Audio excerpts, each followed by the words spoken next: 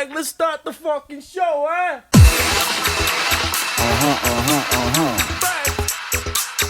This is the sound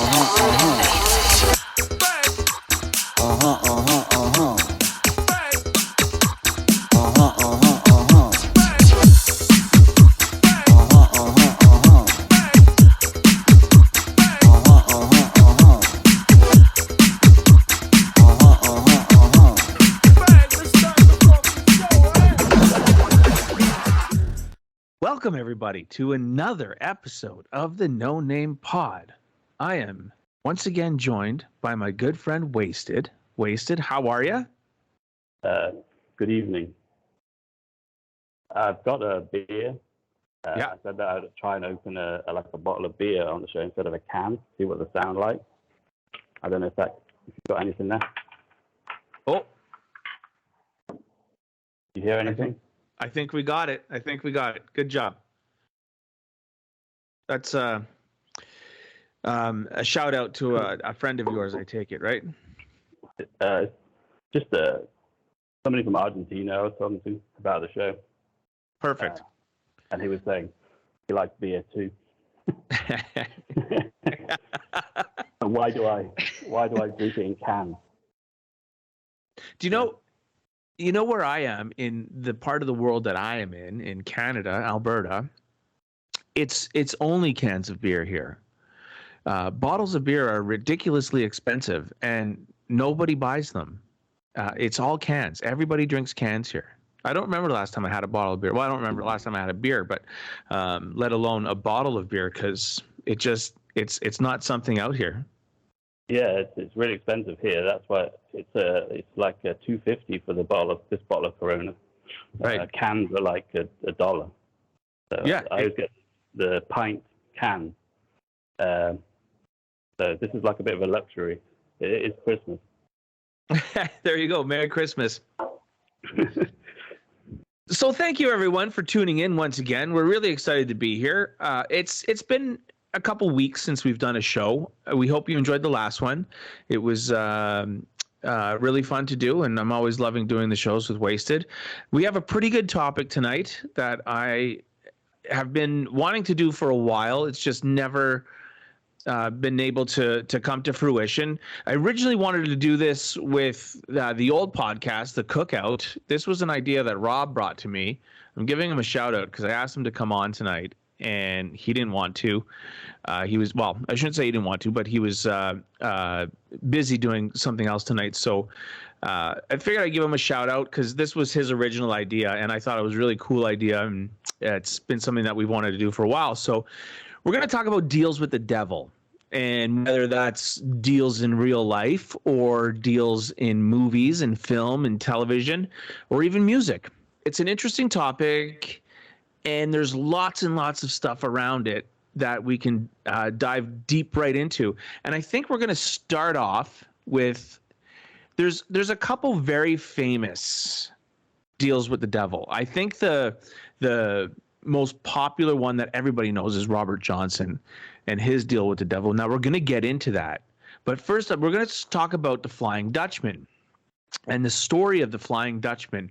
It was a ship that was struggling to the sea captain was struggling to round the Cape of Good Hope during a storm, and he couldn't navigate it around. So he made a plea basically, and the devil himself heard this plea and agreed to help out the captain of this ship to get him around this Cape of Good Hope, but the caveat was that he had to sail until Judgment Day, or if he could find a woman that loved him for a life without being promiscuous or cheating on him.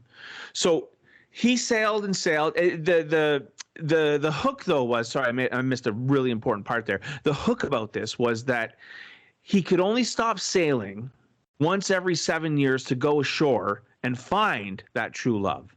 So here he is sailing aimlessly 7 years, finally gets to go to shore, and he meets a woman. Her name is Senta, and she says that she's going to love him forever and she's going to be faithful to him, and therefore the curse will be broken and he'll get his soul back and he'll be able to come on back on Earth. So this goes on, and it's the daughter of Daland is the man's name, and he's the captain of a Norwegian ship. That's where this captain met. So it was his daughter, and they form a relationship, and it's time for him to go back to sea, and she professes her love once again, but he's fearing that she's been unfaithful to him.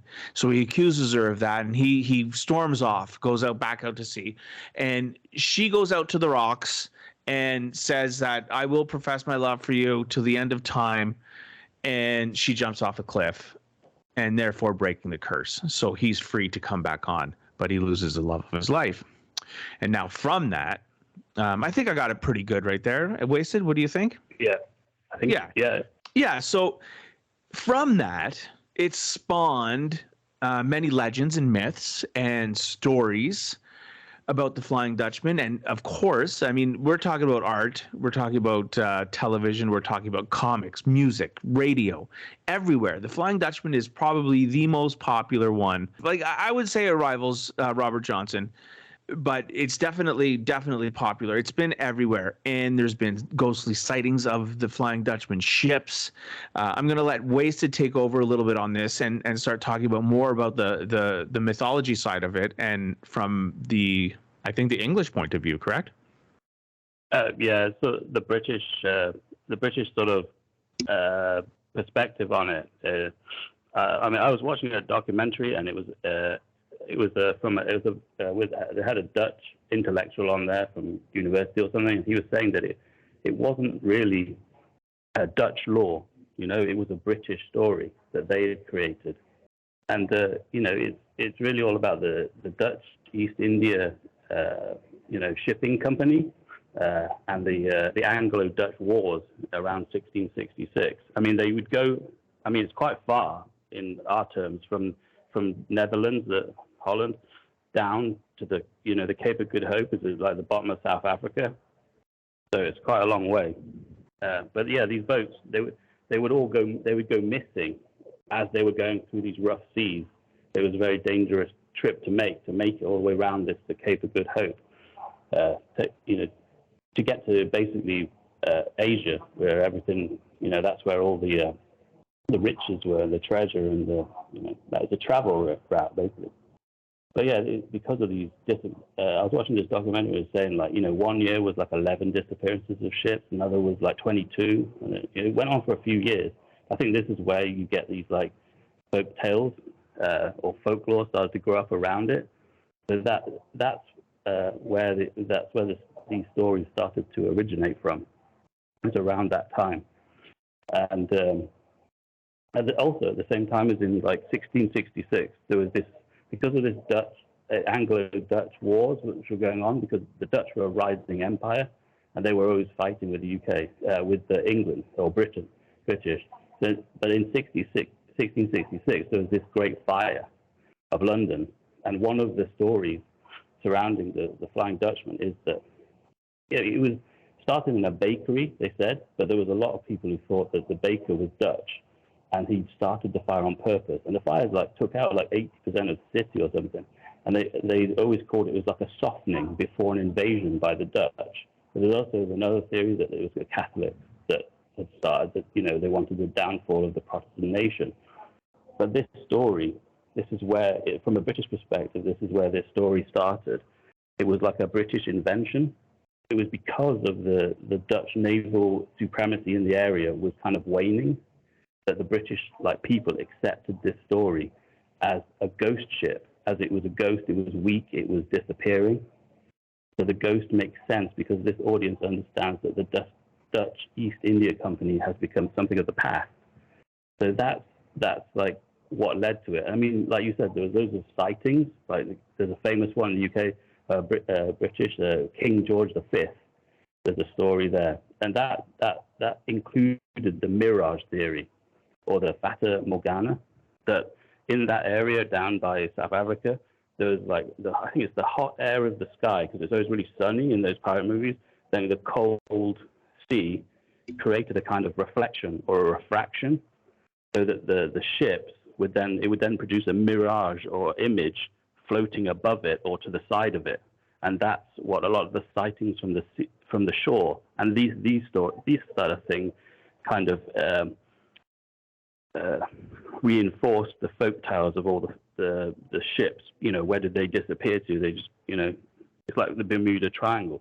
But yeah, the story, one of the most famous stories, the real stories from the 17th century, was a Dutch captain, Bernard Folk.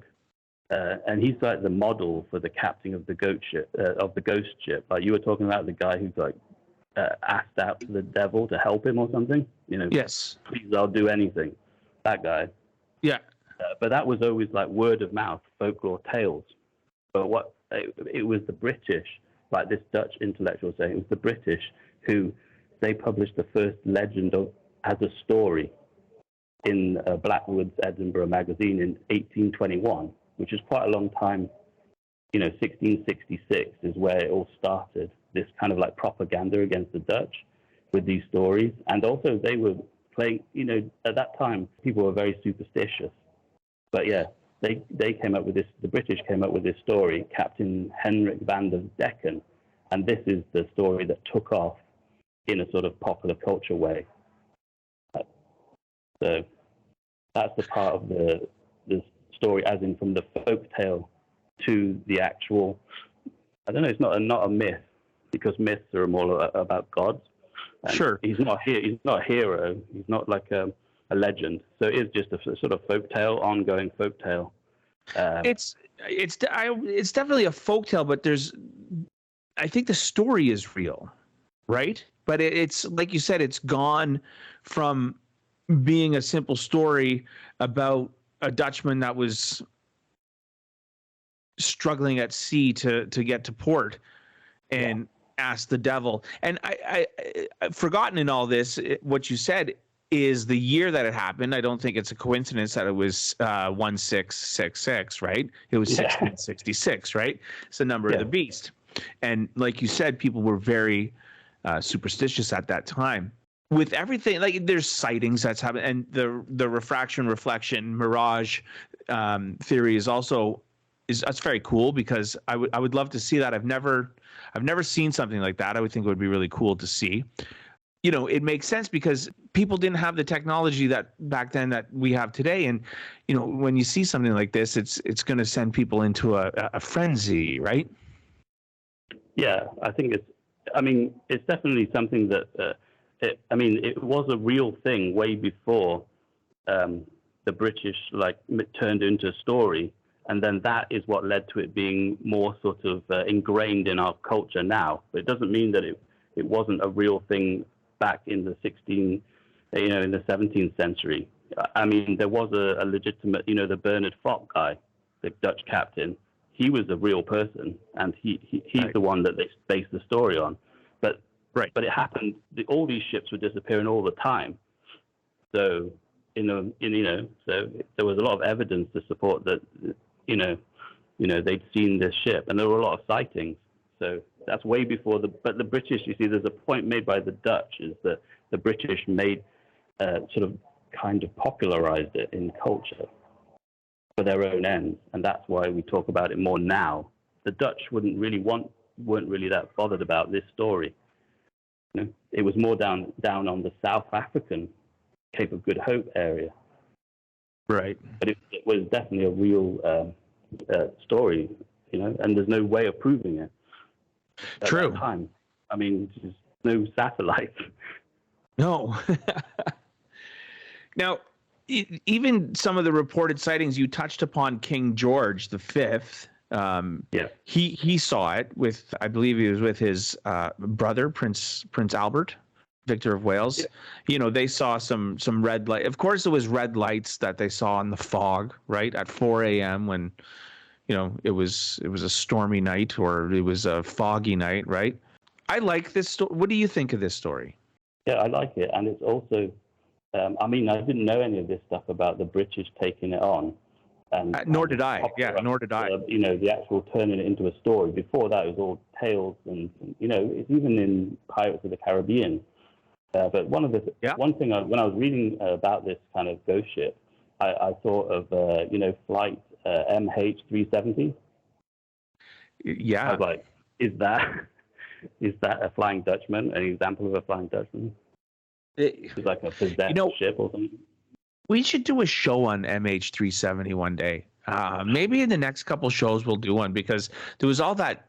We're getting sidetracked here, but there was all that info that came out a few weeks ago about the orbs surrounding the plane and stuff, and then it disappearing. And did you see today that they basically? Well, I don't know if it was today, but it was either like this week that was basically debunked, right? Like it's fake. Oh, all that. Yeah. Ashton Forbes' theory is he's very adamant about that, and it all kind of rests on that, whether that picture is simulated or fake or not. Like, so we'll get into that on another episode. I don't want to get too far off topic here, but getting back to the Dutchman, I like the story. I think it's a fun story. The original ending where his wife or fiance girlfriend jumps off the cliff and kills herself, but in turn frees him is a happy, sad ending, right? There's the sadness, obviously, of her dying, but the happiness that he gets his life back, right? It's not your typical deal with the devil. You're in a predicament, or you want something, or you need something, and you call upon the devil himself, and he appears, and you make a deal to sell your soul, and he gives you X number of time to live out your life doing what you want to do, and then the time comes when he wants to collect, and then you go to hell, right? That's when you think of a deal with the devil, that's basically the formula. And this one strays a little bit from that formula, so I kind of like it's different and it's fun. No, there's also so many aspects to it. Exactly. Kids can get into it on the sort of like Spielberg, possessed ghost ship. Just gets kids into it, but then there's a lot of history and all this, the folk or the myths and legends element of it, and all the Anglo-Dutch history. But yeah, it's a more interesting story than just the straight deal with the devil. That's right. Sort of caveats to it, and it's I don't know where the best is this. The best version of that story. I don't know where that is. Like I've heard of this Captain Hendrik van der Decken, which was in the story in 1821, but I don't know if that's the best version of the story. True. And also Wagner turned it into opera. An opera, yeah, exactly. So that might be maybe the pinnacle of the actual, the story. But I don't know what's the best version of it. The story I told at the beginning of the show was actually kind of schizophrenic synopsis of Wagner's opera. Like that's what it was about, right? Yeah. So when you say getting the kids into it and everything, there's nothing cooler. Even as an adult, when you see this gloomy looking vessel with black masts and blood red sails pull into, a dock, like that's just, something cool is going to happen. Something epic is going to happen when you see this monstrous, gloomy looking ship pull in, right? I mean, it's just, you're in for a good story. And I think they did it really well. It works on all levels, basically. Yeah. Just the concept of it can be quite good. They could make a very scary movie out of it. It could also make a very funny movie. Yeah, like Pirates of the Caribbean had some element of that, I think. I think maybe it's only just the name of one of the characters that was called like Declan or something. I can't remember now. And also because it's at that time they weren't writing everything down. There's a lot of possibilities. It's kind of in contrast to what our next story is. I mean, along the lines of the deals with the devil, and I alluded to it at the beginning of the show, and it's the Robert Johnson story. Now, in a nutshell, this is a story of a man named Robert Johnson. He was worked on a plantation, and he desperately wanted to be a blues singer, or a blues guitarist, I should say.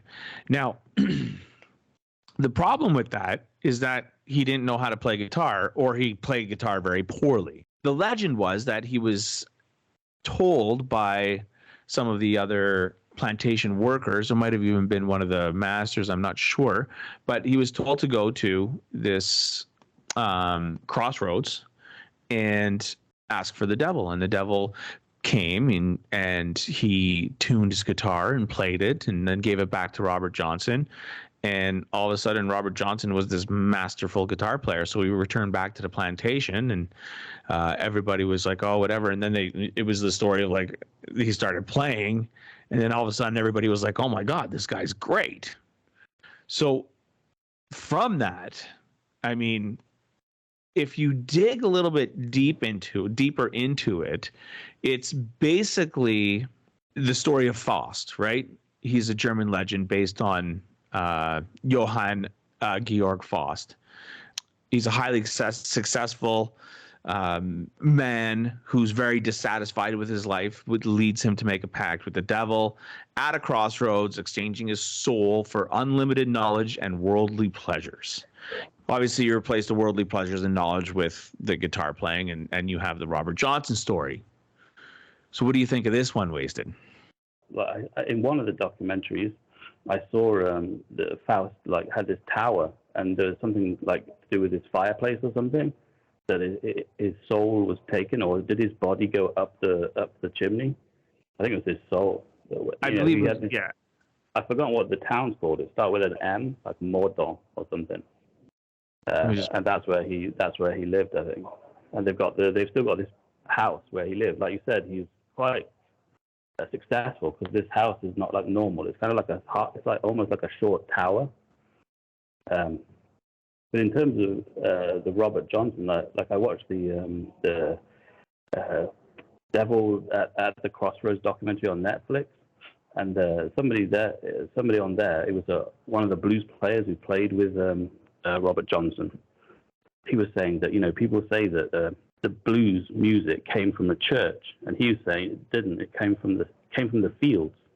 It came from the slaves in the fields, and then it kind of, because I'm looking at it in terms of these myths and legends.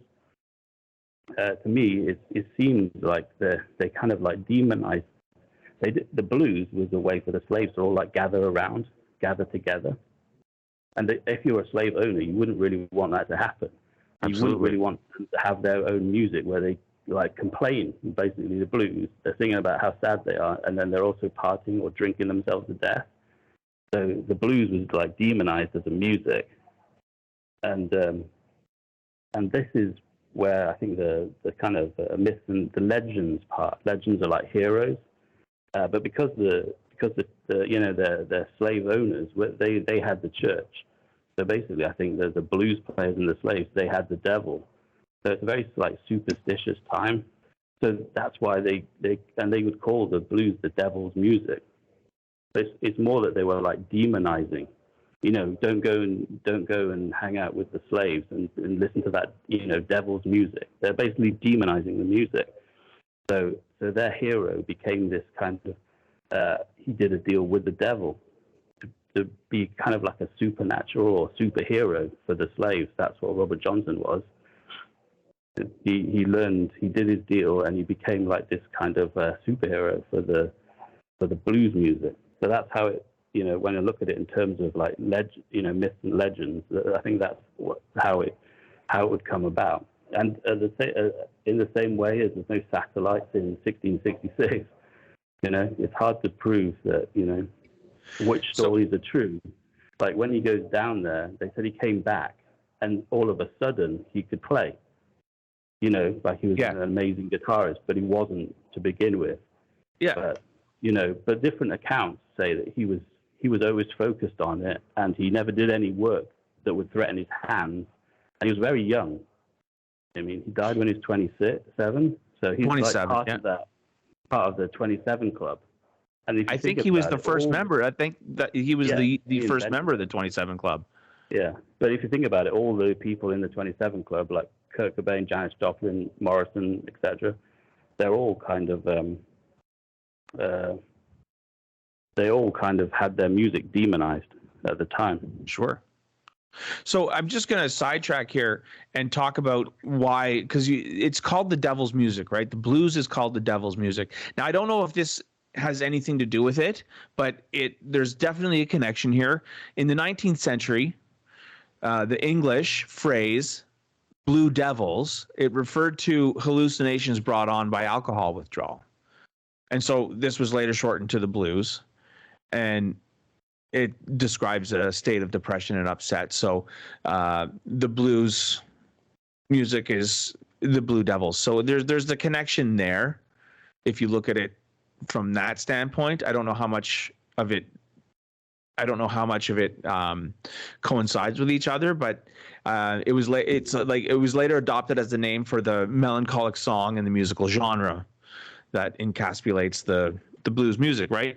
And then it's low down music played by rural blacks, which you also were alluding to, on the plantation stuff, and it brought them together, and it was considered a sin to play this low down music, and the blues was the devil's music. So it's a little bit of history there. I don't know really how much it goes together with why it's called the devil's music, but it makes a little bit of sense. What do you think? Yeah, well, there's two parts to it. It's the sort of the fact that it's kind of a dangerous, lifestyle at the time, and also like a demonized group. But these stories that the myths or the legends, that I looked into, the basics of it, and they're always told to like educated, or it's like a shared experience. So the blues is sort of like their shared experience, and that's why these kind of like folk tales and they sort of come together. It's sort of like the downtrodden, like a lack of hope. That's what the blues came, and that is a very dangerous thing. So they kind of demonized the blues. So I mean that came to the same thing. They sort of need this supernatural hero to help them, and that's why maybe the story of Robert Johnson kind of grew up. It's almost like like marketing or something in the 90s music industry. You've got to have a good story, because at the time he was quite a cool guy. Like, he was really young though, but he married that 16-year-old wife, and then she died in childbirth, and then he got another girl pregnant, and then married somebody else and moved to the Delta. So he was in high demand, like touring. He was quite successful. Like, when he was even around the point of his death, he was at the height of his fame. He was touring with people like Sonny Boy Williamson or something. Yep, absolutely. Yeah, they're not like nobodies, and everybody said that he was an amazing guitarist. But, which is nuts. Which is nuts because he couldn't play, but then he could. You know what I mean? Yeah. Now, that's what I was thinking. Maybe it's just a story that they told, that maybe he did go away for a bit and get better. But it seemed like he'd been playing since he was born. Like, they have pictures of him sitting at the table with his family or other slaves. He didn't do slave work in the field. He only played guitar. So that might. But that's the thing. From what I understood when I read about him, is that he really wanted to be, a guitar player, musician, but he wasn't good enough. But he wasn't good. He just wasn't good enough, and people, I don't want to say ridiculed him, but people kind of like chuckled behind his back when he said he wanted to do this because he just wasn't good enough. And that's when he left to go to the Crossroads, and he came back, and that's why people were like, oh my God, all of a sudden you can play. Like, what happened? But yeah, and then after he'd been married to somebody called I think Carrie something, but in 1936, Ernie Ortel of the American Recording Company gave him a contract to go to Texas to record Terraplane Blues, and then the record, and then he went on a big tour with Sonny Boy. So there was a sort of peak where he was actually very famous and successful. So he turned that around. Absolutely. And it seems that although he married a Virginia who was 16 and she died in childbirth, and he had an affair with somebody called another Virginia Smith, and she had this child called Claude L. Johnson. and then he married somebody else and moved to the. So that child is illegitimate, and then it wasn't until like '92 when the lost, when the I forgot what's the title of it. The complete recordings came out in '92, I think. That's when Claude L. Johnson came out of the woodwork and said that he was the illegitimate child of Robert Johnson. And it took from like 92 to like 92 to like 2000, so 8 years for him to be granted the estate. So it took a long time because of the time. It kind of reminds me of like the like hip hop like lifestyle where they never get married, they just have kids. Yeah. In the projects and stuff. It was just like this sort of poverty style lifestyle where they just like get women pregnant. So there's no record either. Again, there's no satellites in 1666. There's not a very good system for like, nobody knows what's going on. So it took a long time for him to prove that, but by about 2000, he was granted. It started to make revenue. I think his that album, the complete recordings, started making money in '92, and then so he was granted it in 2000, and I think it was in 1998 that the album that I bought, which was the King of the Delta Blues Singers, put him on this put him on this other level of more. It seemed a lot more kind of. It wasn't just like in music circles. Suddenly, he had a big stand in HMV in the mainstream. So it all seemed to be leading to this point where he would be granted. Claude Johnson would be granted the estate. Right. I guess the other mystery around Robert Johnson is his actual death. I mean, getting poisoned by like a jealous husband. On that successful tour, he drank from like an open bottle of like poisoned whiskey or something. Was it whiskey? That's what it said. I don't know. He wasn't a drinker though, right? No, he was. Yeah, he was drinking whiskey. That's what in the documentary it says. There's two things he liked: whiskey and women. Right. He was like he was out of control, and all these women that died around him said that they couldn't keep up with his like spinning lifestyle of touring and drinking, and also it's very poor. But they drank whiskey like bought by the bottle. And I don't know about heroin though. I always think of heroin as being involved, but heroin's more of a jazz thing, isn't it? Oh yeah. So it's been disputed as to whether or not it is, but strychnine is the one that's suggested as the poison that was in the whiskey that killed him. Again, it's just a story because it said that he survived the supposed poison. He was very sick for a few days, but he actually died of pneumonia. That's crazy, man.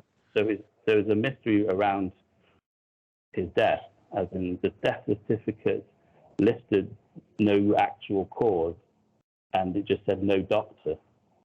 So it wasn't straight proof of it being strychnine. But it did almost hurt him.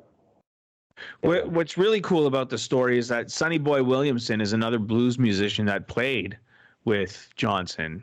He had gotten the bottle that was poisoned, and he knocked it out of his hand, saying, "Never take a sip from a bottle that you didn't open," right? And then Johnson just replied to him, "Don't ever knock a bottle out of my hand." So sorry. And then soon after, he was offered the poisoned bottle, and he took. So the bottle that he knocked out was not poison, but it's just whether or not that happened or not, it's appropriate, and it definitely adds to the legend of Robert Johnson. Yeah. And there's another part of it where this a blues historian, somebody called Wardlow. Okay. He believes that the actual cause of death was syphilis. Is that Robert Johnson always had syphilis from his parents, and syphilis causes infertility. So he was saying that Claude couldn't ever be the son of Robert Johnson because Robert Johnson had syphilis and was infertile. So that was in court as well, but it got thrown out by the court threw it out. And there was a sort of funny quote, as if almost like the Supreme Court Justice, Mike Mills, he seems to just be like a Robert Johnson fanboy or something. Like, Yeah. he kind of quoted one of his songs or something in court, saying that because his body was never found, so the Supreme Court Justice said something. He was buried down by the highway, so his old evil spirit can catch a Greyhound bus and ride. Crazy. That's how they handled it in court. That's They couldn't find crazy. the body. So the guy in court, the Supreme Court Justice was just like, loved Robert Johnson's like mythology back then. That's nuts. There was in 2006 though. There was a doctor by the name of David Connell, or a medical practitioner, I should say, by the name of David Connell. He suggested, like, this guy just threw water on everything. Like this, I imagine he's fun to be around at parties, because he was looking at pictures, and apparently Robert Johnson had unnaturally long fingers and one bad eye. It could have been Marfan syndrome, according to this doctor, and it could have affected his guitar playing, attributed to the death of aortic dissection. So I don't know why he had to come out and throw shade on everything of this wonderful story to just make it logical. I suppose that's what the folk story kind of stuff, folk tales of the ghost ship. When you start talking about there's multiple stories and they're all superstitious, that's kind of debunking it, isn't it? Right. Right. In the same way as if you could start saying that this story about Robert Johnson is all kind of fictionalized by all these like superstitious people, and there was like two or three different Robert Johnsons. There was one who was really good at guitar, and maybe the one that died was somebody else. I think there must have been there were contracts, like the American recording company had contracts with him. It wasn't a completely Wild West chaotic time, was it? They did have, of course. Yeah, they had some form of history, wasn't it? It couldn't possibly just been some random story. And another thing to add to the myth of everything is, up until the 1980s, there was thought to be no pictures of Robert Johnson. It was only two.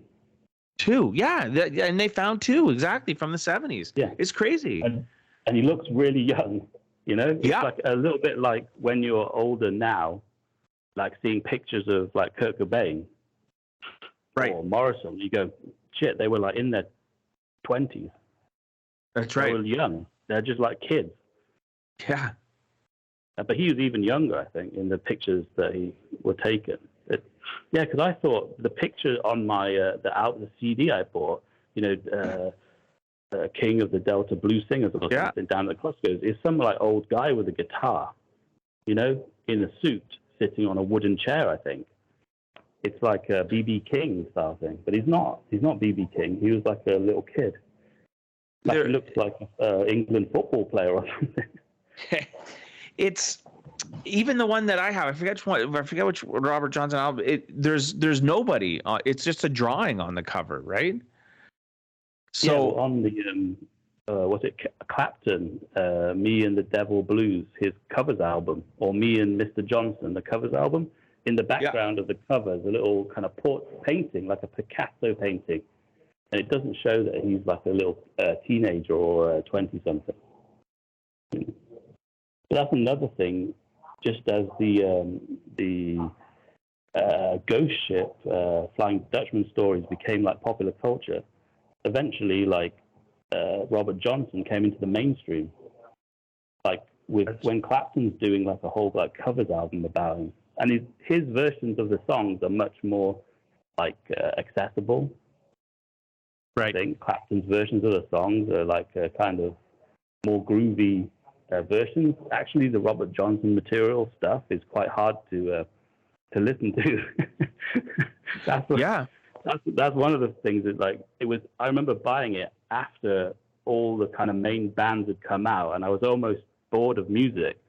And it was more like a research project to go back to the beginning to find this Devil at the Crossroads, it was more like research than it was like, oh, this is as good as like Nevermind or something.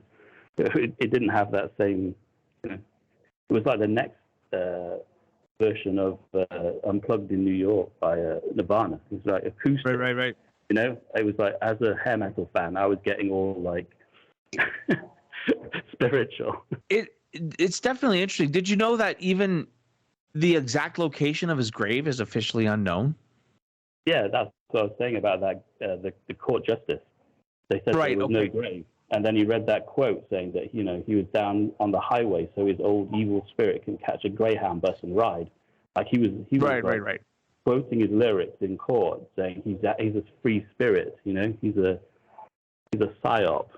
It's crazy. What a crazy story this one is, and there's so much to go on with this one too. And add the fact in that it's pop culture with music, it just adds to the lore of it. Everybody. Yeah, like I wanted to say, like I got the Red Hot Chili Peppers album, Blood, Sugar, Sex, Magic, and they cover one of his songs on there, and I didn't even know. Their Red Hot is actually a Robert Johnson song. And I remember that being on the album that I bought and thinking, this is the best tune. Like the rest of them are kind of start out with the same little plinkety guitar, but that one had a sort of more of like a funk, fun, speed, faster vibe to it. So I didn't realize that Chili Peppers covered one of these songs. That's really the pinnacle. Once they're covering your song, he's like, from 92 to basically, I went with Blood Sugar Sex Magic. He went from like nothing in 92 to, I don't know, when's Blood Sugar Sex Magic? 91? 91. No, 1991, yeah. Wow, they must have got it off the earlier album then. Like they must have found it from an earlier album than Lost. The complete recordings came out in 92, I think. I mean, it was the song was recorded in 1936, right? It's a song from 1936. Yeah, so, which is really cool. It was released on 78 RPM record. Do you remember those? Oh, I never really bought vinyl. I'm more of like a tape guy. No, like this is going to like my grandfather era. Like this is 78s are there. My dad had a couple growing up from his dad. And I always remember them because they're kind of thick and they're hard and they're like easily breakable. And I don't even think record players come with a 78 setting anymore. It's just 3345. And yeah, you had to play it at this super fast speed of 78 RPMs, which is cool. There's even more like that. Blood Sugar Sex Magic, with the way magic is spelt, there's a whole bunch of Illuminati undertones. Aleister Crowley is involved with sex magic. There's so much to dive in with that album from the Chili Peppers and the symbolism to the Illuminati and what was Crowley's right-hand man? What was his name? Coincidence with the two, right? I mean, we're talking about Robert Johnson sells his soul to the devil. The Red Hot Chili Peppers. Not Timothy Leary. No, it's Aleister Crowley and Jack Parsons was his name. Oh yeah, Jack Parsons. Yeah. Yeah. The rocket guy.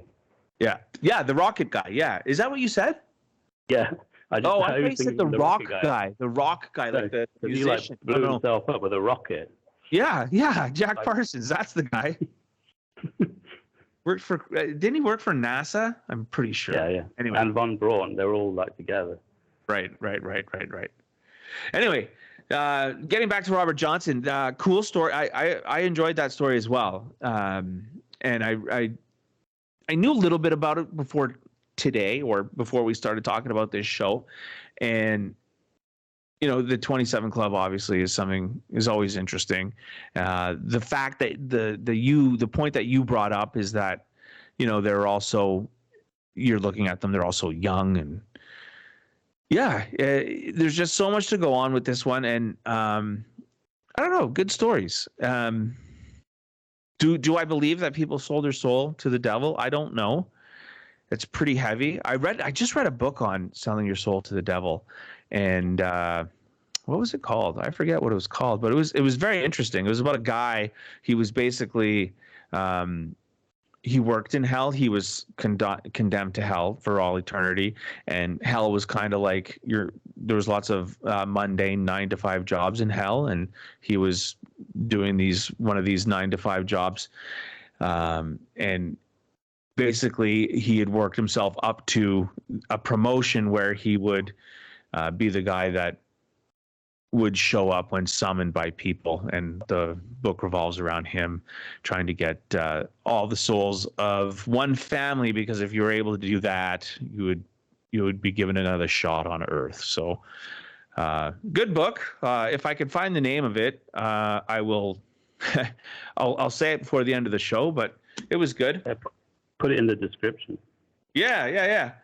Let me write that down. I was reading a lot of horror books around Halloween, obviously, and that was one of them that came up. So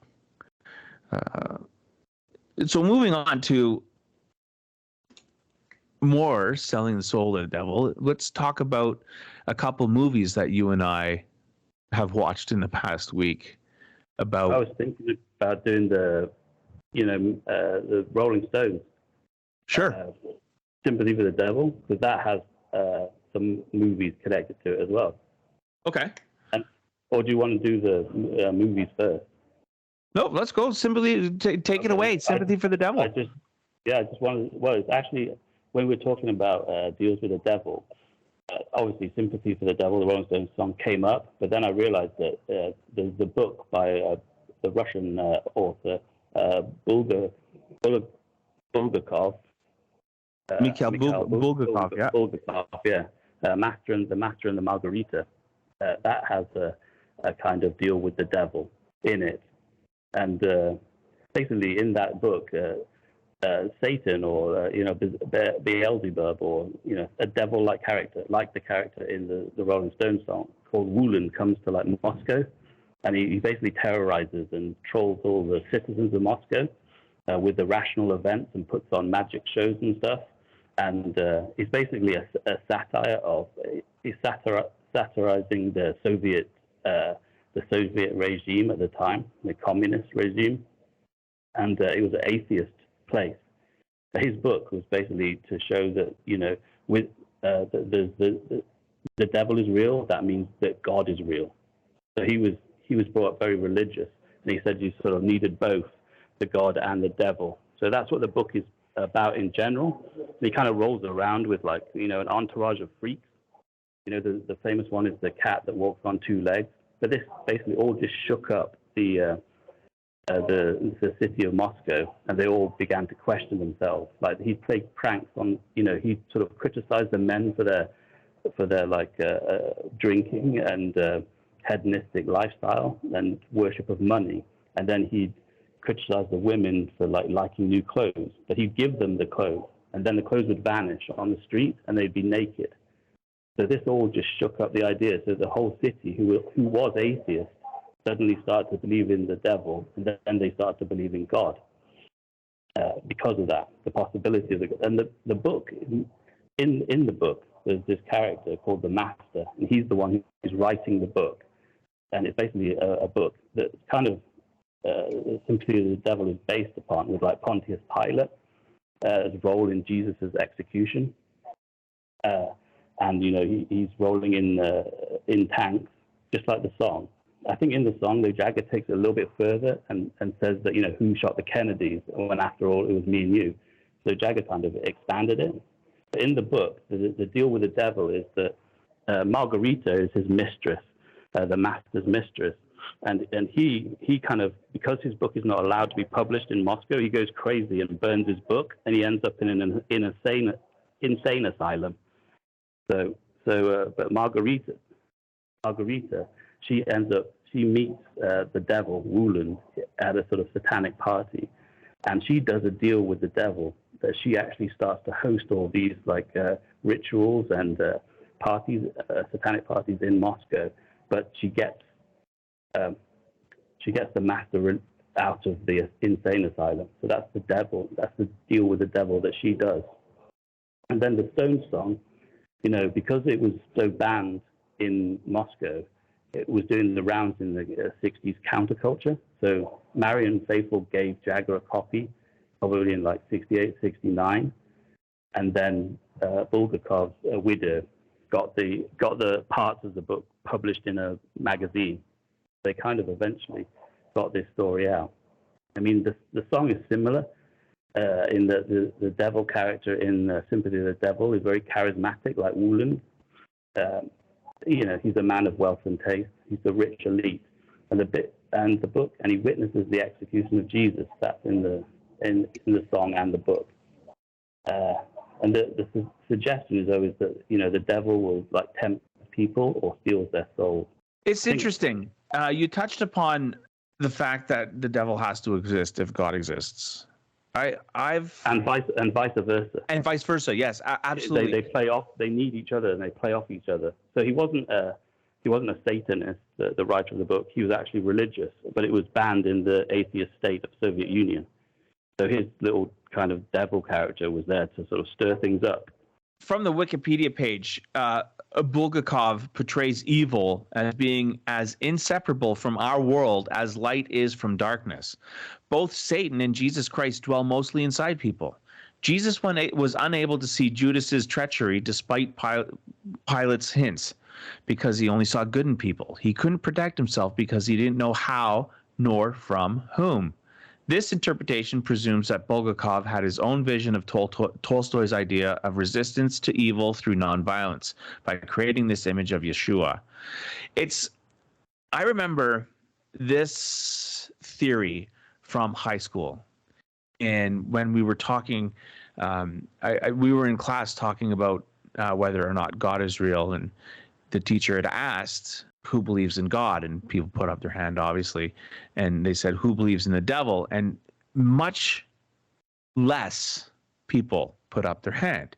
And this was the message he was trying to convey. Well, if God exists, the devil has to exist, because there can't be good without evil, and vice versa. Yeah, and then throughout the book, the author Bulgakov, there's lots of incidents where he kind of trolls people or tricks them. There's a magic show where he cuts off the head of the ringmaster. That's all kind of shocking stuff. Or he predicts that an alcoholic is going to die soon, Right. so he should live a short hedonistic life, and then he dies. There's all these stories start, but he's kind of spreading this kind of like chaos in the city. But just in that book, because of the atheist state, the Soviet Union, just talking about the existence of Jesus was illegal in Soviet Russia. So this book, just talking about there's in the book, a kid gets arrested for a poem he wrote just talking about the existence of Jesus.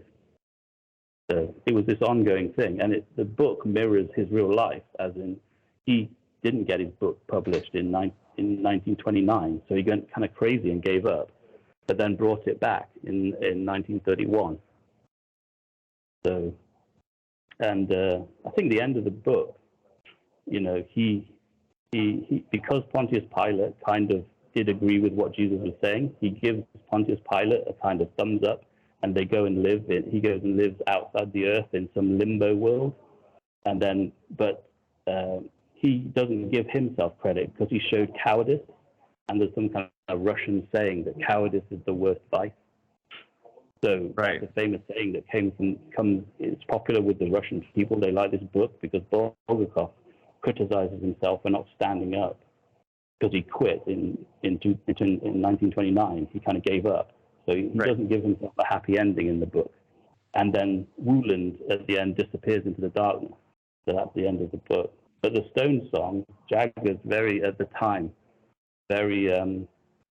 because of this song, people thought he was the devil. And that is kind of moves into the movie performance with James Fox and Jagger, where there's another deal with the devil, where James Fox is on the run from some murder. He kills the wrong person, and the mob, he's the gangster, but the mob are trying to eliminate him rather than help him. And he ends up in like Jagger's playing the devil, basically, in his he's a recluse, a rock recluse, who doesn't know what to do with his life and doesn't know how to leave the house. And Fox is looking for somewhere to hide, but they basically get him, the gangster, involved in their kind of 60s mushroom orgies and satanic rituals, and they kind of swap it. James Fox very like the straight-willed represented, and Jagger's the androgynous, and they kind of give him a makeover and basically get him dressed in like Keith Richards. So at the end of the movie, the gangster looks kind of feminine, and then at the end, there's kind of some deal with the devil, where James Fox shoots Jagger, and basically assumes his identity, or Jagger steals his soul and becomes James Fox, the gangster, and he escapes with them. He goes with the mob, and James Fox stays in the house, and he's like, there's some sort of French model there that's gonna and they're gonna go to Persia together. There's a whole ritual towards the end, through the last part, which is very kind of wordy, but it's all about Persia. But they were going to run away to Persia. So the gangster escapes to Persia, and Jagger goes with the mobsters, which maybe was the rest of his career. Like, he joined the establishment. Mm-hmm. So that's a quick summary. There's quite a few movies. There's definitely a deal there with the devil, if you go by that analogy, right? Yeah, well, it's because it's I was realizing as I was watching it, because it's like an older movie, they had to be more subtle. True. To make it seem like they didn't rely on special effects as much. Whereas like the movie Ninth Gate, it's a lot more of a sort of polished. They can use like effects and different graphics and stuff to make it look believable. But in the 60s. Or the 70s, when performance was made, they have to be more subtle, like hint at what actually happens. But yeah, as James Fox drives away, the gangster drives away in the gangster limo, the last shot is Jagger's face. Kind of subtle way of doing it. Interesting. The Ninth Gate is another one that I watched this week. For those who don't remember, The Ninth Gate has Johnny Depp, and he's a rare book collector or a rare book investigator. He goes and finds rare books for clients, and he gets hired by this man to go find. It's a book that has something to do with the devil, and it's got a pentagram, inverted pentagram on the front, and there's supposed to only be 3 in existence, and they want to find out if his copy is legit and whether or not the other 2 copies in existence are legit. Anyway, it basically plays out where Johnny Depp is like the rare book hunter, and he's working for that sort of Balkan guy who's like the elite, and he's going around to different people. Looking for these books. Like maybe the rich guy has 2, and he's looking for the 3rd or something like that. But he ends up, they find like 6 or 7 of these books. And then Johnny Depp realizes that only 3 of them are real. Something like that. So his name's Dean Corso. He's a rare book dealer, and he's hired by this man named Boris Balkan, who's acquired The 9 Gates of the Kingdom of Shadows, a book by the 17th century author Artista Altorcia, and you're said to be able to summon the devil through this book. The book has been allegedly written in collaboration with the devils, and only 3 copies have survived. And Balkan believes only one of the 3 is authentic, so he wants Corso to go inspect to determine if this is true or not. Along his travels, he meets a mysterious woman. She's only referred to as the girl, and she appears to be following him, which she is. So he goes on. He interviews the widow of one of the other books. She has no idea that he had sold her now deceased husband had sold her copy or his copy of the book, and he goes to her. It's played by Lena Olin. She's very good in this role because she's very evil in this role, and she plays it well. There's parts of this movie that is there's some weird parts in this movie because and the first one happens when he meets this woman. They have sex, and then she knocks him unconscious, and then all of a sudden it's the next day and he's back at home, and just little things like that. So there's lots of time missing in this movie. So anyway, he travels on to Spain. He speaks to the Ceniza brothers, and he speaks to the Ceniza brothers. They're also book restorers who owned one of the copies before, and there's definitely some symbolism with these two men in the Bible. There's the bookkeepers of the Bible, the bookkeepers in the Bible, which are so they're two twin brothers, and Johnny Depp goes and asks for them.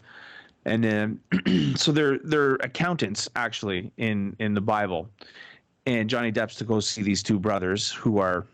So it's a biblical reference that they use in a very roundabout way, which I thought was interesting. And if you look when you're watching the movie, the face of the brothers, there's an illustration in the. Part of a main, I'm so all over the place. I'm sorry. One of the main plot points in this movie is that there's illustrations in these three books, and the illustrations are all different, very subtly different. Like one has a staff holding in his right hand as opposed to his left hand, and in the book where he meets the brothers in Spain, one of the brothers' faces is in one of the illustrations. Now you have to pick it up. It's not pointed out, but it's definitely there. So there's the biblical reference, and then he goes on, finds the other book. This woman in a wheelchair. She's crippled, but she's a very powerful woman, and she has the third copy. And no, it's very complicated. But basically, there's all these different collectors, and they've all got these different versions of this book. But Johnny Depp works out that the one with the LCR on the illustration, LCR maybe stands for Lucifer, there's three of those or something. So those are the three real books. And then there's all these other ones which with the AT. I mean, I've only ever watched the movie, but I've watched it a few times. But I've never read anything about it. But yeah, he goes round to all these different people, and they all think that they have the real copy, and he doesn't care. He's like a mercenary, Johnny Depp. That's right. He's being tracked by the girl on the motorbike, and he thinks that it's the rich elite guy who hired him, that he's hired her to follow him around. But actually, she's helping him independently of Vulcan. That's right. That's right. That was the main thing in the movie. Apart from all the different people, like those two. The Bible guys you're talking, they're the ones that look like the Mario brothers. Yeah, they look exactly like the Mario brothers. Yeah. Yeah, those guys. But there's all different characters. The woman in the wheelchair, and then there's that evil witch woman who gets they all think that they're going to find this book, and then they're gonna meet the devil and become immortal. Yeah, that evil witch woman. That's Lena Olin. She's the widow. And she's a monster. She's a monster. That's another thing in this movie. Sorry, go on. No, just they have this sort of satanic ceremony, don't they? Towards the end, it's at like the very eyes wide end. shut. Yeah. So after watching the movie a few times, I mean, it starts out quite simple, but it gets kind of complicated. And they cover quite a lot. But just in that ceremony, when Vulcan turns up and starts saying, "You're all losers. I'm the real guy. I've got the real book. I'm going to find Satan," or whatever. And she attacks him. The way she attacks is like a demon or something, right? She bites. And it's the same way. It's the exact same way that she attacks Johnny Depp earlier on in the movie, right before they have sex. She's a monster. Yeah. And when you go on. And then when she does have sex with him, it's like she's eating him or something. But also when they're done, they wake up the next morning. She's like kind of all right, but Johnny Depp's on the floor and he's like covered in sweat. Torn to pieces, and she's just the same, really. Still got a dress on, but he's like ravaged. Exactly. It's quite a funny movie in a way when you watch it a few times. It's not just all dark and scary. It's still Hollywood Johnny doing all his acting and pulling faces and stuff. But yeah. And there's a very funny line in that scene too, where she asks him about and having sex, and he's like, I thought we already did, in typical Johnny Depp fashion. Yeah. So when at the very end, when you were talking, when Balkan comes in and she attacks Balkan, if you notice, and this is also done with the girl on Johnny Depp, which is another scene that I'm going to talk about right after, but she leaves the mark of the beast on Balkan, which is, so if you've ever drank a Monster energy drink, it has those 3 scratches. Yeah, that's the Hebrew mark of the beast, right? I don't know. If and also she has like a weird snake tattoo on her. That's right. Which maybe turns up in the book. So the motorbike. What I realized, I've seen the movie like 10 times or something, just randomly watching it. I never really understanding it. I started to think. I don't know if this is you agree with this. Is the movie actually the story that's in the book, and Johnny Depp is just the character in the story of the book? 100%. That's what I thought. The motorcycle girl seems to be the actual book. That's what I thought. Seem to be in the book. I don't know. That's what I thought. Yeah, I was thinking that as well. That he's living out the book. There's a couple weird scenes too with that girl, the motorcycle girl, like where Johnny Depp gets attacked right by that staircase in the city. You can see her. She floats down. Oh yeah. She doesn't walk down the stairs. She floats down, but it's very subtle. And unless you're paying attention to the movie, you're not going to notice that she does that. She also floats down in that ending scene where they're having that satanic ritual.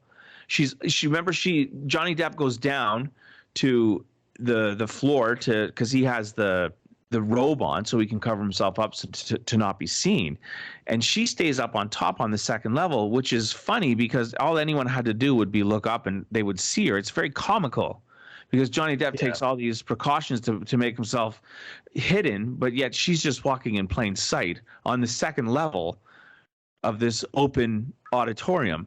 So and she's basically she says to him, he says something to her, and she says, yes, you're part of it. That's right. That's right. She's basically orchestrating all this, protecting him, leading him to the final point. She even knows that Balkan is going to burn because she hasn't got the right book. That's right. But I'm only just realizing this now, but she's the one and she has that scene where she has a little bit of a weird red lip or something. So, and that's what I was going to get into next. Exactly. She has a bleeding nose. It's from right after that fight where she floats down from that staircase, and Johnny Depp, this guy it's the blonde-haired guy. It's the black guy with blonde hair. I mean, you're not supposed to say that, but that's who he is in the movie. Like they refer to him as the black guy with blonde hair. He is attacking Johnny Depp and he gets away, but she protects Johnny Depp. She basically beats him up, and they get back to the hotel, and she has a bleeding nose, and it's ridiculous what happens next because she's just got this little drop of blood on her upper lip, and she wipes it away. But then the next scene, all you see is her hand on Johnny Depp's face, and she's again putting the mark of the beast on his forehead. She's got these 3 fingers of blood, which is way too much blood to what she picked off her own face. And Johnny Depp's face is covered in blood now, and they have to get out of the hotel. And Johnny Depp is running around the lobby of the hotel with this blood on his forehead. It's almost comical, but and it is comical because he doesn't actually know that he actually thinks that he's like a mercenary book dealer who's just looking for the book and doesn't care. Like at some point he laughs at one of the book dealer type people who say it's a story about the devil or something. That's right. And he laughs at it. But he doesn't actually realize that he's caught up in this story. He's just going along with it, it seems. He only starts to twig onto it much later in the movie. That's right. That's right. It's an interesting movie, and and then also there's the sex scene at the end where the girl. So again, with your reference that he's living the story, there's a fan let me pull it up here and I'll read it. So there's a fan theory about this movie that the girl with the green eyes is the whore of Babylon, which makes Corso the beast. Corso being Johnny Depp, of course. One of two beasts, but not death, right? Which is one of the two. So, which means at the end, he essentially brings on the end of the world by opening the gate for Lucifer to come in. Balkan is a false prophet, like you alluded to, Wasted, who will burn with the beast in a lake of fire for eternity once the new satanic empire rises and ultimately fails. And it's important to note that the film uses its own made-up version of theology, but the way she is depicted in the engraving pretty strongly suggests that she's the whore. Because, like I said earlier, the two Mario brother guys, the brothers, I said one of his faces was in one of the illustrations. If you look at the very end, where Johnny Depp and the girl are, she is also in that illustration of his book, and that's her face in the book. Isn't there an illustration in the book of them where she's riding him? That's right. And then she recreates it with Johnny Depp. Yeah, and then when she's riding him, they focus in on her face, and it seemingly changes very subtly, but then goes back to her, and then changes again, and then goes back to her. So, eyes glow. And her eyes glow, exactly, yeah. And she sort of turns into like a serpent or a demon or something. Yeah, so she's the whore of Babylon, yeah. And that's right in front of that castle thing. That's right, yeah. The castle where they did the guy burnt himself with the book, hoping Balkan burnt himself. Who was the false prophet, yeah. False prophet. And then basically the end of the movie is that I think Johnny Depp he doesn't walking talk into about it much. He walks into it up the kind of ladder to the ninth gate, which is open for him because he has 3 books. That's and right. We created the engravings in the book. That's right. And he's essentially brought on the end of the world by walking into the ninth gate. Exactly. And if you look at him, he's got like a goatee, like a Satanist or he looks different.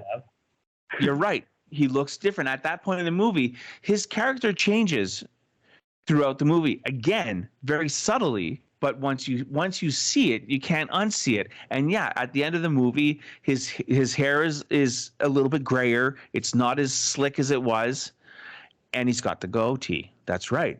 It's quite a fun movie, but it's also quite good. It's Polanski, isn't it? It's Roman Polanski. He co-wrote it, yeah. Yeah, so his famous, I think, did he direct it? Or is he not allowed to? I don't know. Isn't he? It's not his most famous movie, but it is a kind of, it reminded me of like Chinatown here and there. Right. Like Johnny Depp is kind of like playing the Jack Nicholson character. He's like a detective going around. Right. And he's uncovering the darkness behind everything. Absolutely. Absolutely. What was Polanski famous for? Was he the Satanic Verses? Rosemary's Baby. Rosemary's Chinatown. Rosemary's Baby is the one, but I don't know much about that one. I don't actually know that much about Ninth Gate. I just watched it so many times. But yeah, Chinatown is the classic Polanski, in my opinion.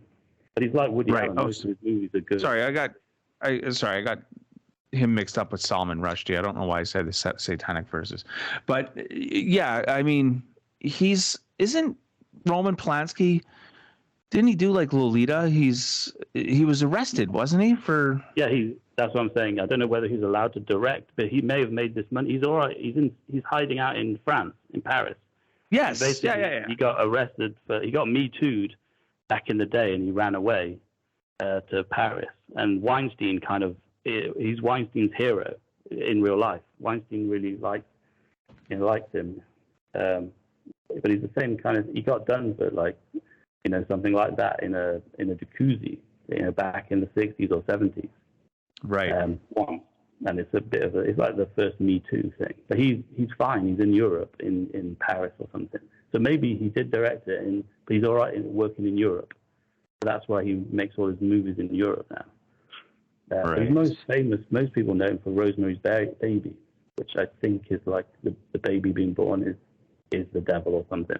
I've only seen it once.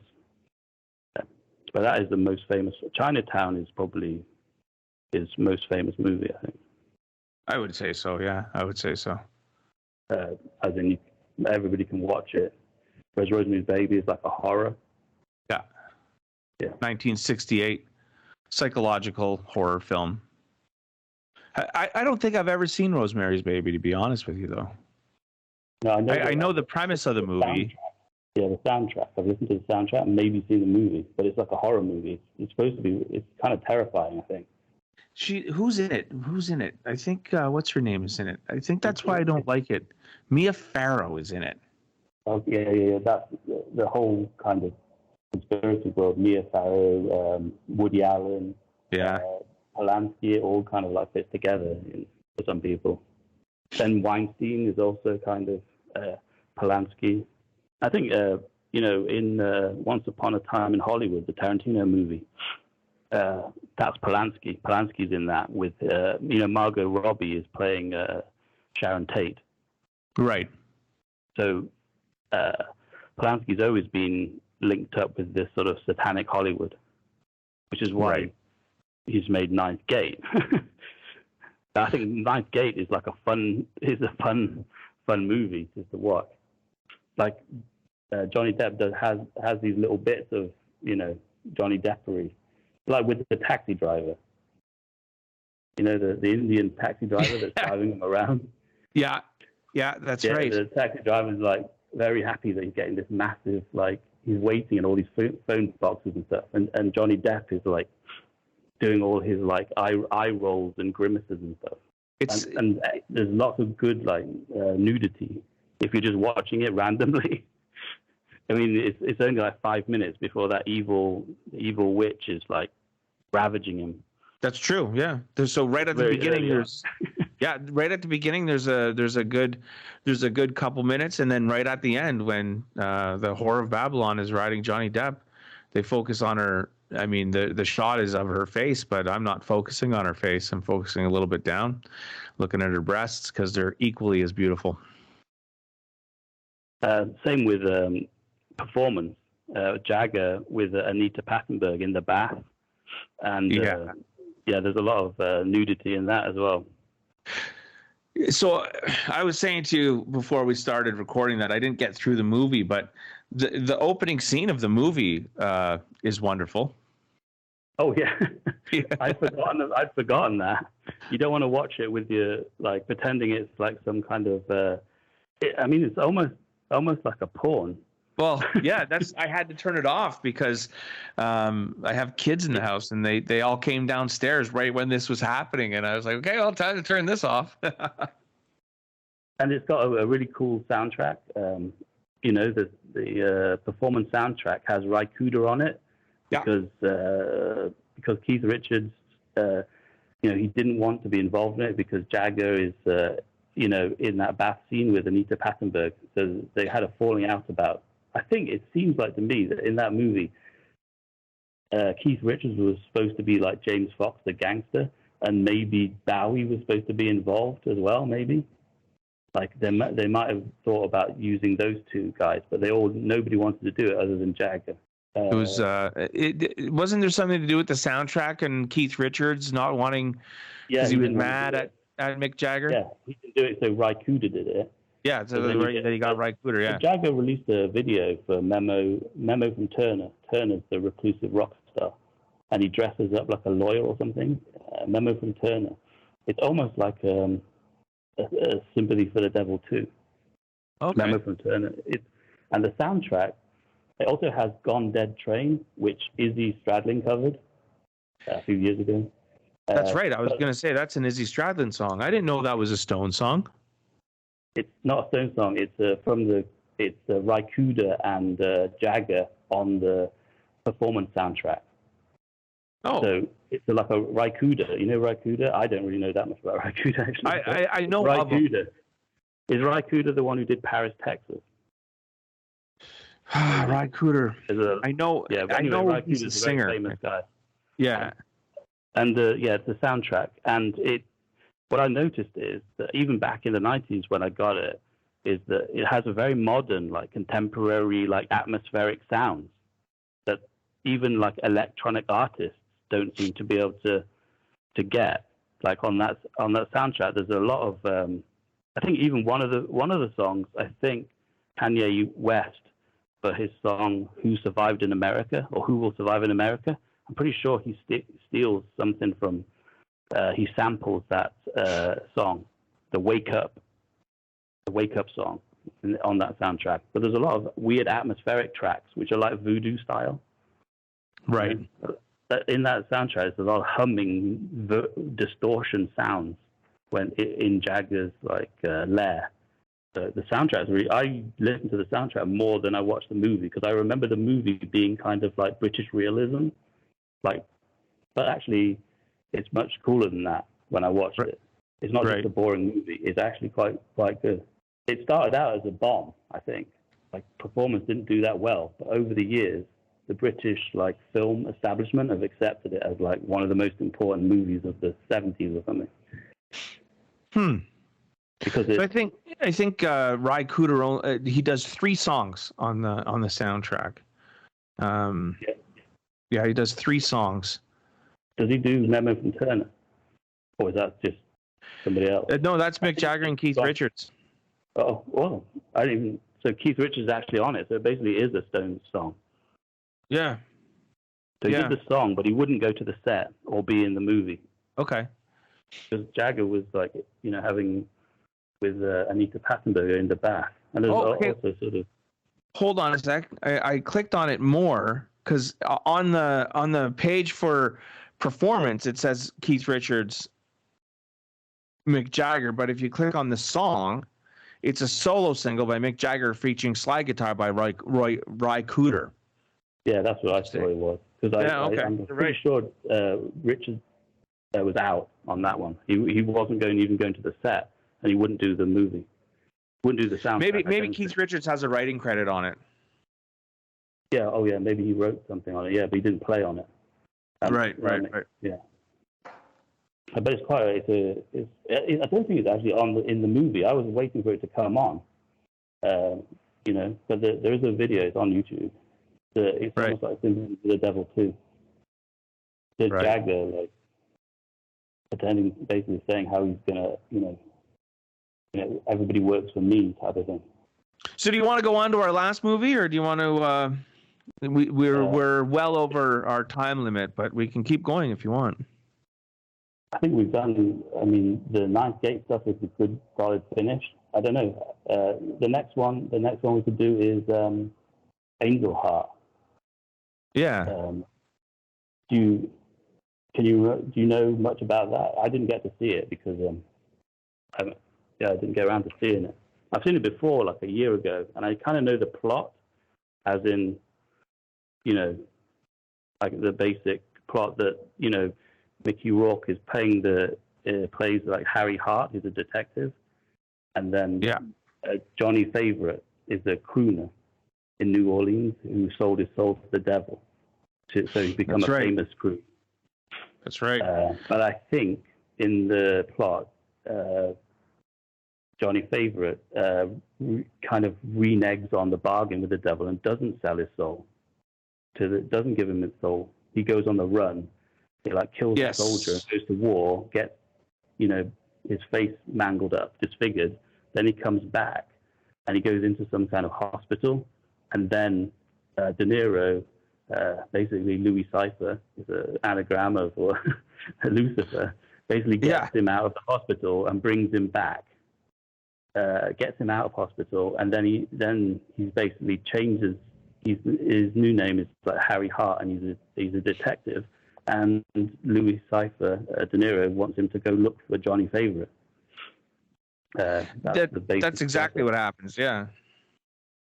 Anyway, that's exactly what happens. And there's a fan theory on that as well. Is that that Mickey Rourke is actually in hell, and that's just Louis Cypher, i.e., Lucifer, who's played by like you said, Robert De Niro.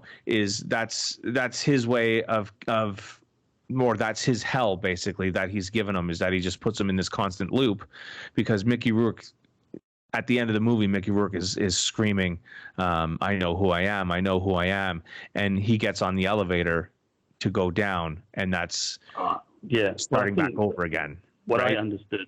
Oh yeah, he's going down, and he's going down into hell because he's just had his soul stolen. Finally, that's right. And then it starts all over again. Exactly. Yeah, but the thing that I didn't understand is that Johnny Favorite is actually Harry Hart. So they don't show in the movie that there's Johnny Favorite as a crooner who sells his soul, but basically turns into Harry Hart. So Harry Hart, when he's looking in the mirrors, he doesn't realize that he's actually like looking for himself, like it's basically like Fight Club, where it's an identity thing, where he doesn't realize that he's actually Harry Hart. And Harry Hart, he's actually Johnny Favorite, who's come back, but I'm not sure why he's come back to meet with Louis Cypher as Harry Hart. He's been called back because he doesn't know that he's Johnny Favorite. That's right, and that's the cycle. That's his hell. That's his cycle. Is that once he's in that elevator going down, the movie starts over again. Yeah, and so that the baby. So and the thing with when Mickey Rourke, Harry Hart, has with Lisa Bonet. Lisa Bonet is actually Johnny Favorite and Evangelina Proudfoot daughter. Yes. And Bonet is Proudfoot, but I forgot Epiphany Proudfoot. So he's actually having with his daughter. That's right. At the end of the movie, and then when the baby is born, it seems to just the baby's eyes glows. So it seems to be suggesting that the baby is kind of Satan's baby. And, Rosemary's baby? Yeah. Or, it's basically like De Niro's or Louis Cypher's baby. Exactly. It's the same kind of... But I noticed with all these movies, either I don't really understand all these references because of, the Bible or the Satan stuff. I don't really understand them all clearly. Or they're all somewhat ambiguous. My performance is ambiguous a little bit. Ninth Gate is ambiguous. And Angel Heart is ambiguous a little bit. Or not completely clear. But it might be me. So is the Flying Dutchman, and so is Robert Johnson. There's ambiguity in all four of our stories we covered tonight. Yeah. And all the movies are actually like folklore, aren't they? They're examples of folklore. Absolutely. I will say that I enjoyed the Ninth Gate more than Angel Heart. I think Angel Heart was a little, I don't know, what's his face there? Mickey Rourke. He plays a good role in it. I think this is Mickey Rourke at the height of Mickey Rourke before he turned into weird Mickey Rourke. He plays that gumshoe detective very well in the movie, and the whole ambiance of the movie, the whole feeling of the movie is very 1950s Private Eye, right? Yeah. I mean, I just don't think it was as well done as the Ninth Gate. I think it was just it's almost like luck. That movie, if it had been big, he would have been a bigger star in a different way. He wouldn't have He wouldn't have had to go on and do the Marlboro Man and do all those sort of action. But I think it, to me, it was like a crossover transition movie where it was two 90s. When it came out, it was 89. It was two 90s and dark and gritty for the time. But for the 90s, it was two 80s. Like, it's a little bit cheesy because you remember Mickey Rourke from Diner, Diner movie and his early movies. That's right. They're more like, so you remember him from that. And all the, is it 9.5 Weeks? He always does basically soft porn movies in the 80s. Yeah, don't forget Rumblefish, right? Yeah, I mean, he did. I remember him from Rumblefish and The Pope of Greenwich Village, of course. Sorry. And Wild Orchid is the classic from the 90s. That's right. It's like 9.5 Weeks. Yeah. So he kind of ended up doing that kind of thing, where I think if Angel Heart had taken off, that been a bigger movie, then he might have, had been able to get different roles, like more serious roles. He always seemed to be fighting, because he ended up in a feud with De Niro for some reason. So De Niro cut him out of all the Hollywood stuff. Really? I didn't know that. Really? I can't remember exactly why, but it was something to do with the movie Angel Heart. But De Niro didn't take direction and wouldn't talk to Mickey Rourke in the making of it. Oh. He was just being kind of like a kind of method actor or something, like eating those boiled eggs. That was his. He wanted to, like, I suppose, project a sort of scary image to the whole set. That's that kind of backfired in a way, because Mickey Rourke ended up not liking him. Because Mickey Rourke's more like a sort of blue collar guy, isn't he? Sure. Doesn't want to be talked down to by De Niro. That's also a very talked about famous scene in that movie where Robert De Niro is eating hard-boiled eggs and offers one to. So there's I did some digging on that scene too, because every time you type in Angel Heart on any search engine, it would always go on to complete it with boiled eggs. So I did some digging on that. So the boiled egg, or the egg, I shouldn't say the boiled egg, but the egg is supposed to be it's a symbol of life, right? And a symbol of the soul. Of the soul, yeah. And there's some fan theories out there saying that at that point in the movie, that's Lucifer playing tricks with Mickey Rourke, and he's offering him his soul back. But Mickey Rourke has this weird fear of chickens in the movie, which also could be attributed to voodoo and how his soul was taken, because there was some talk that it takes place in New Orleans, some of it, and they said that voodoo was a part in how the devil obtained his soul, and chicken feet are often used in voodoo ceremonies, so that could be where his fear of chickens came from. And Lucifer, knowing this, offers Mickey Rourke a way out of this horrible cycle that he's in, or basically his hell that he's in. If he says yes to having an egg, he gets his soul back, and therefore is out of hell. But he doesn't. He says no every time, right? But I'm sure in the movie, I thought it was like De Niro was like mocking him, or like, just showing, without Mickey Rourke knowing, he was saying, "I'm going to eat your soul," because at that point he hadn't actually taken Mickey Rourke's soul. That's why, that's why he was chasing him down. He wanted, but there is a point in the movie where Mickey Rourke, somewhere towards the toward the end, Mickey Rourke eats an egg in his truck or something. So there's a lot of references to it. It's not. It doesn't necessarily make any sense. It's like image. It's maybe just image. Like imagery or symbolism that the director put in, or the writer. It might not be literally make sense.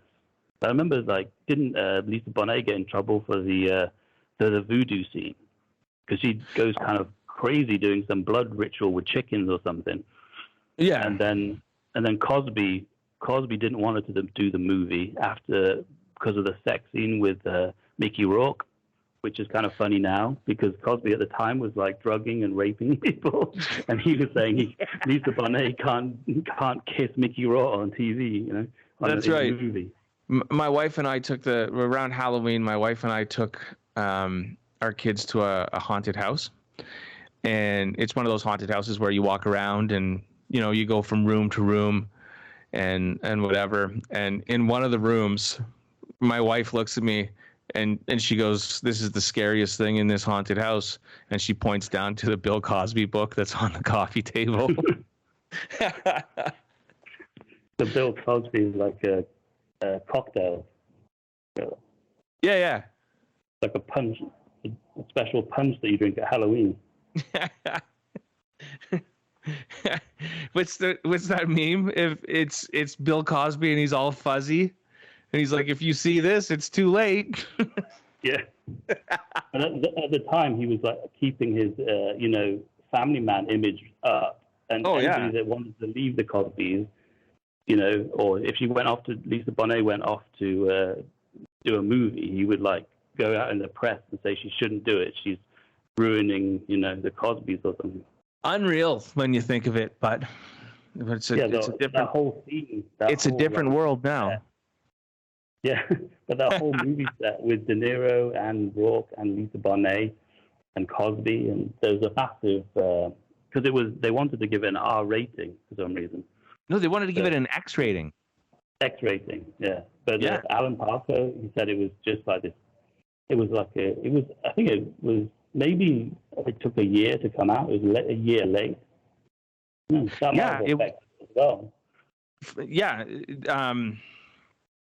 They spent a longer than normal time just editing it to get it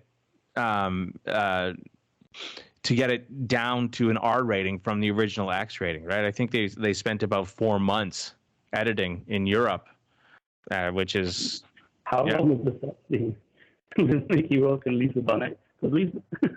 It's not that long, but it's graphic. Yeah. I mean, you see thrusting. Like, you don't see penetration, but you definitely see thrusting. You know what I mean? Like, it's pretty graphic.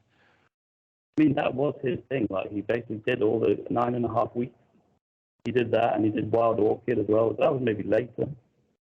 All those came out after, Part of the Mickey Rourke deal. And then Lisa Bonet, I think she ended up marrying Lenny Kravitz. So the Lenny Kravitz album, Mama Said, is all about her, basically. Always on the Run.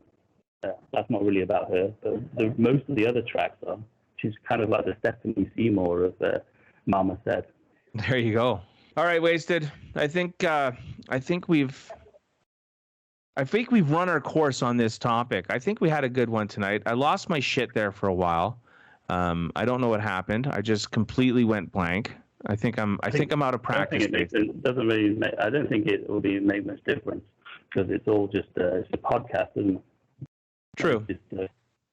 That's what podcast people listen. They want to see behind the scenes. They want to see how the cookie's made. That's there you go. All right. Yeah, I think it was only a couple of seconds. Yeah, it seemed like an eternity for me because I was sitting there saying, "What the hell's going on?" But yeah. So, how's the Wasted show going? It's okay. I also did a sort of.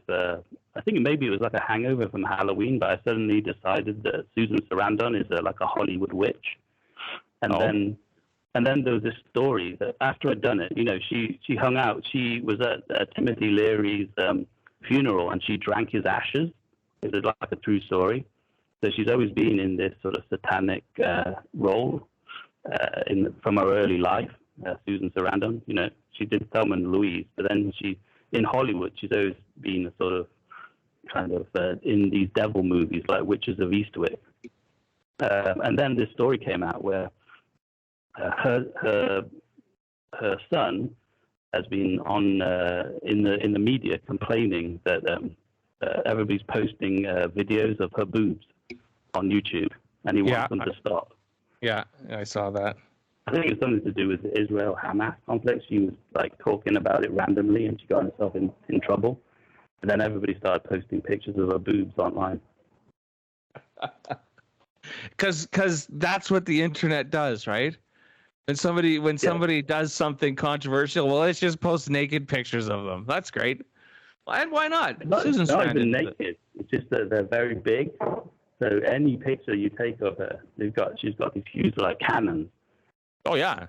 So anyway, that's why that's on the Wasted show, and also Broski Rose had covered Axl Rose and Fernando rape allegations from a Christian perspective, I think. So that's also an episode on there. Okay, we're supposed to get Broski on here to do a show with us, so we're gonna get that happening. Hopefully next show he'll be on. I think he can go at any time. He doesn't really need to do any research. You already know that. All right. So the Wasted Show is on Rumble again. Are you still on YouTube with the Wasted Show? I put a few episodes on YouTube. Like I put one. I've forgotten what it was about. Maybe not the Susan Sarandon one. Right. I did I'm actually looking to go to Rumble exclusively.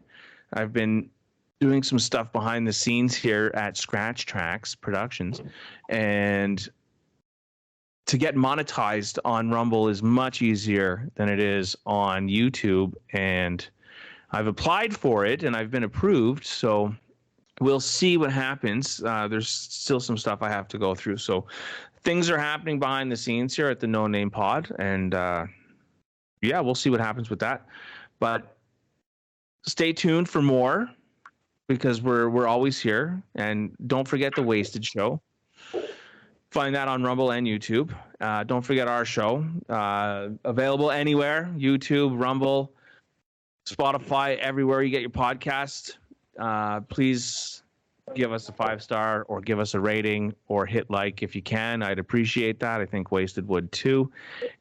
But stay tuned for more, because we're always here. And I had a really good time tonight. It's been a couple of weeks since we talked, so I always enjoy getting together and the banter back and forth between us. But I think we covered the topic well tonight, and it was fun. What'd you think? Yeah, the greatest trick the devil ever pulled was convincing the world he didn't exist.